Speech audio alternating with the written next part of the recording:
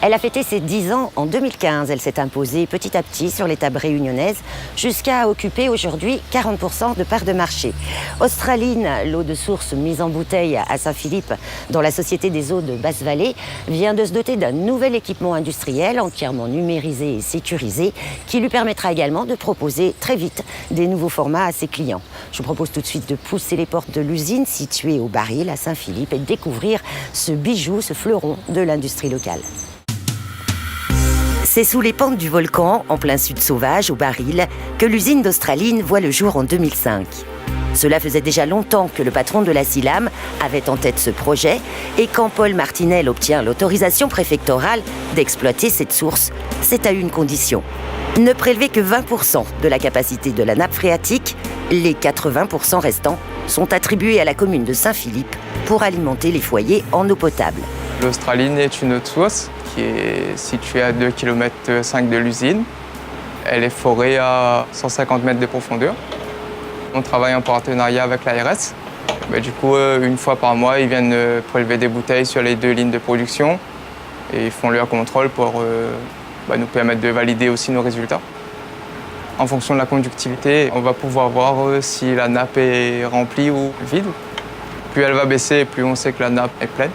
Et plus elle va augmenter, et plus on va percevoir je dirais pas assèchement, parce que je ne connais pas la taille exacte, mais une diminution en tout cas de l'eau dans la nappe phréatique. Mais au niveau qualité, ça joue. Pendant les 10 premières années d'activité, la Société des eaux de Basse-Vallée atteint une production de 5000 bouteilles par heure, l'équivalent de 5 mètres cubes sur les 20 mètres cubes heure qu'elle est en droit de prélever sur la source.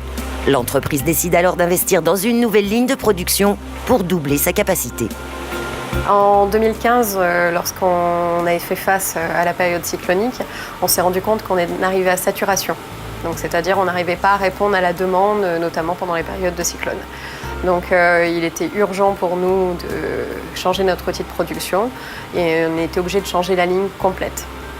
On a travaillé toute l'année 2016 pour bien ficeler le dossier, pour avoir quelque chose de vraiment efficace, le moment venu, parce qu'on savait qu'on avait l'avenir d'Australine entre nos mains. Le chantier, il a fallu le préparer, bien évidemment. Donc on a eu 6 mois de janvier à juin, où on a travaillé non-stop, également des dimanches, pour pouvoir faire un stock convenable pour ne pas impacter la partie commerciale. Nous avons fait ce changement de ligne en totale transparence pour nos consommateurs qui n'ont pas vu de rupture sur la fourniture d'eau australine dans le commerce. Nous avions anticipé pouvoir arrêter la ligne, l'usine pendant 5 semaines afin de sortir l'ancienne ligne et de rentrer la nouvelle. Un remplacement qui s'effectuera donc dans un temps record et avec des moyens exceptionnels. C'est par le toit que la nouvelle ligne de production fait son entrée dans l'usine. On a dû faire 5 convois exceptionnels pour emmener les machines jusqu'à chez nous. C'est des machines hors format qui ne passent pas par les portes. Donc on a été obligé de prendre la grue, la plus grosse grue de l'île, pour pouvoir la faire entrer par le toit.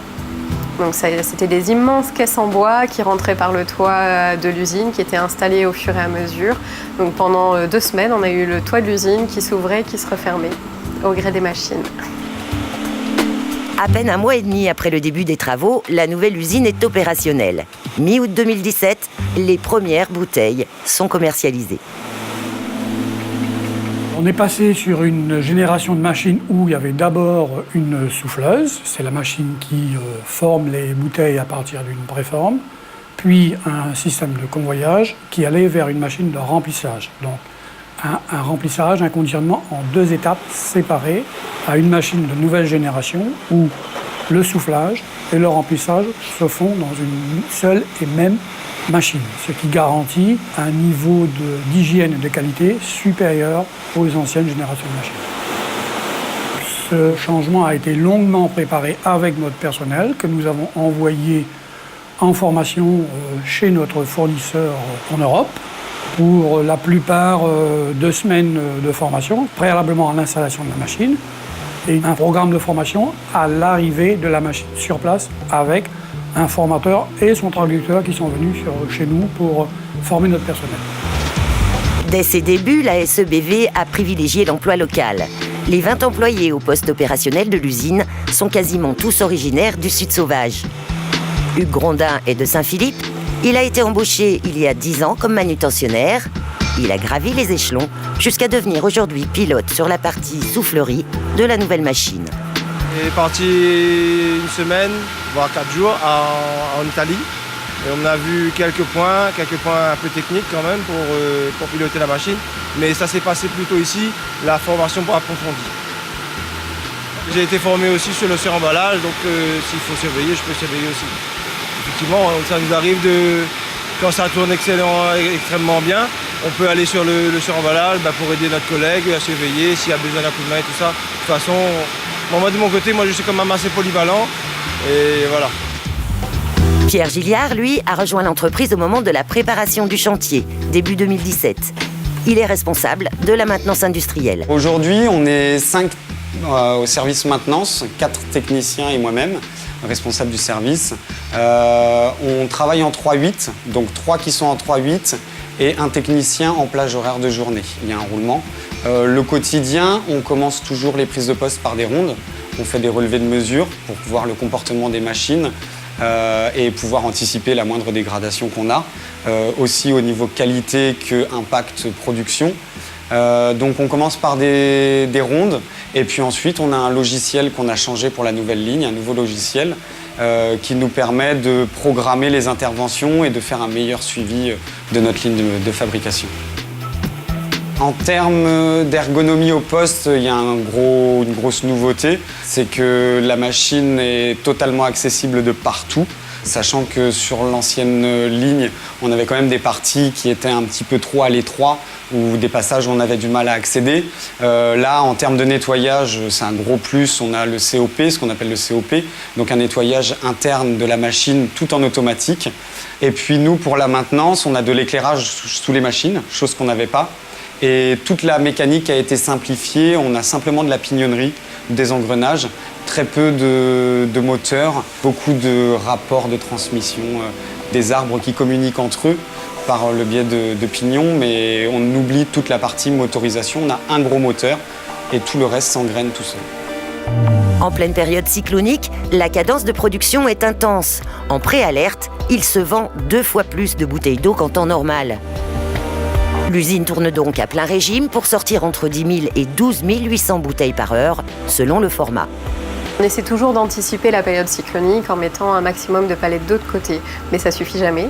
Donc la semaine où il y a le cyclone, on multiplie par 3 nos ventes. Donc il faut qu'on ait suffisamment de stock. En général, on a 2 fois plus de stock que d'habitude et on produit 2 fois plus vite. Donc on élargit nos horaires de production pour pouvoir satisfaire la demande.